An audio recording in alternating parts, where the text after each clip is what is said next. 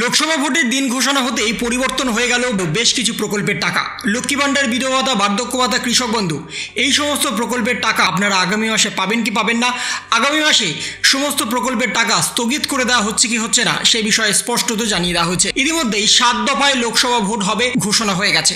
কোন কোন তারিখে কোন কোন জেলায় লোকসভা ভোট হবে পশ্চিমবঙ্গে, সে বিষয়ে বিস্তারিতভাবে জানানো হয়েছে। কিন্তু তারই সঙ্গে জানানো হয়েছে লোকসভা ভোট চলাকালীন বা লোকসভা ভোটের মাসে প্রকল্পের টাকা সাধারণ জনগণের কাছে ছাড়া যাবে কি যাবে না, প্রকল্পের টাকা সাধারণ জনগণ পাবে কি পাবে না, যাদের বর্তমানে আধার কার্ড, রেশন কার্ড, এই সমস্ত কাগজপত্র ঠিকঠাক নেই তারা টাকা পাবে কি পাবে না, সেই সমস্ত বিস্তারিতভাবে জানানো হয়েছে। কারণ লোকসভা ভোটে সমস্ত মন্ত্রিমণ্ডলের একাংশ এই লোকসভা ভোটের জন্য সামিল হচ্ছে, সেই জন্য তাদের দ্বারা এই প্রকল্পের টাকা হস্তান্তর করা হবে কি হবে না সাধারণ মানুষের কাছে বিস্তারিতভাবে জানিয়েছে লোকসভা নির্বাচনের কমিশনার। এবং সেখানেই স্পষ্টত জানানো হচ্ছে ভোট ঘোষণা হওয়ার পর কমিশনের হাতে কোন কোন ক্ষমতা চলে গেল, নির্বাচনী আচারবিধি কি বলছে। 7 দফায় হবে অষ্টাদশ লোকসভার নির্বাচন। দিনক্ষণ ঘোষণার সঙ্গে সঙ্গেই জারি হয়ে গেল নির্বাচনী আচারবিধি। কি এই নির্বাচনী আচারবিধি, কেন মানতে হবে, এবং সেখানেই স্পষ্টত জানানো হচ্ছে শনিবার ভোটের দিন ঘোষণা করল নির্বাচন কমিশন।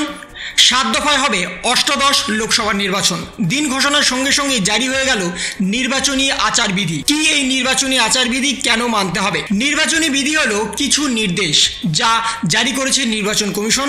স্বচ্ছ এবং অবাধ নির্বাচনের কারণেই এই নির্দেশিকা জারি করা হয়েছে। নির্দেশিকা জারি করার পর থেকে প্রার্থী, রাজনৈতিক দলগুলিকে মানতে হবে কিছু বিধি। ফল ঘোষণা পর্যন্ত এই বিধি জারি থাকবে।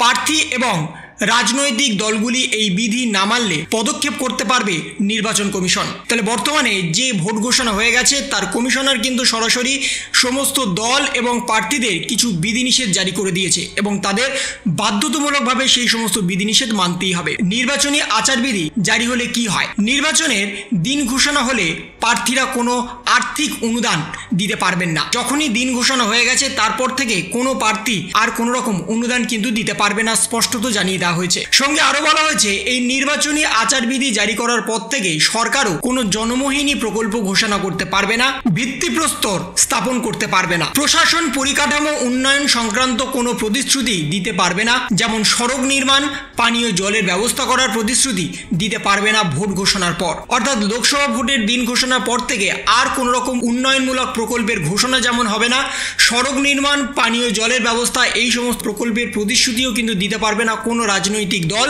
বা কোনো প্রার্থী। নির্বাচনী আচারবিধি জারি হলে সরকারের ক্ষেত্রে সাময়িক নিয়োগ বন্ধ করা হবে।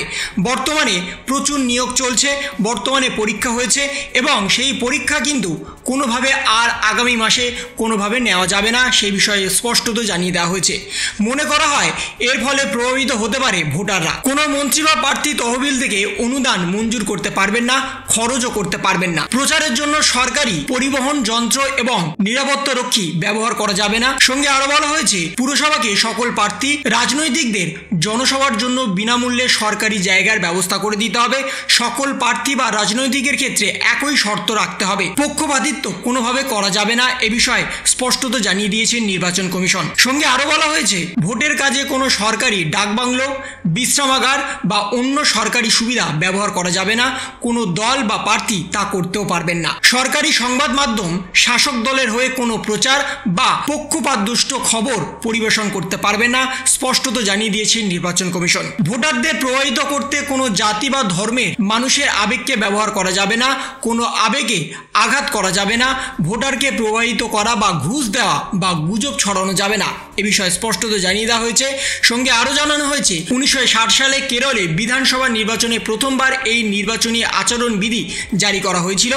ওই ভোটে সাফল্য পাওয়ার পর 1962 সালে লোকসভা নির্বাচনে গোটা দেশে এই বিধিনিষেধ জারি করেছে নির্বাচন কমিশন। 1991 সালে লোকসভা নির্বাচনের সময় থেকে কমিশনার সিদ্ধান্ত নেয় গোটা দেশে আরও কড়াভাবে জারি করা হবে আচরণবিধি। তার আগে বারবার এই আচরণবিধি লঙ্ঘন বা দুর্নীতির কারণে এই সিদ্ধান্ত নিয়েছে সরাসরি কমিশন।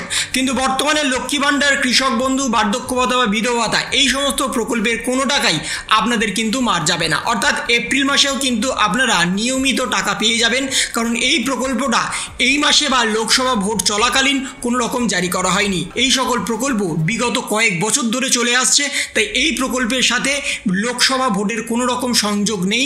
এপ্রিল মাসে আপনারা যেমন টাকা পাবেন, পরের মাসেও আপনারা কিন্তু তার টাকা পাবেন। তাই লোকসভা ভোটের জন্য কোনো প্রকল্পের টাকা কিন্তু আপনাদের অ্যাকাউন্টে আসতে কোনো রকম অসুবিধা হবে না। তো এই ছিল একটা ছোট্ট ইনফরমেশন আপনাদের সকলের জন্য। যদি আপনাদের ভিডিওটা ভালো লেগে থাকে তবে লাইক করুন, শেয়ার করুন এবং অবশ্যই সাবস্ক্রাইব করুন। তার পাশাপাশি আপনার মতামত কমেন্টের মাধ্যমে জানান। ভালো থাকুন, সুস্থ থাকুন, ধন্যবাদ।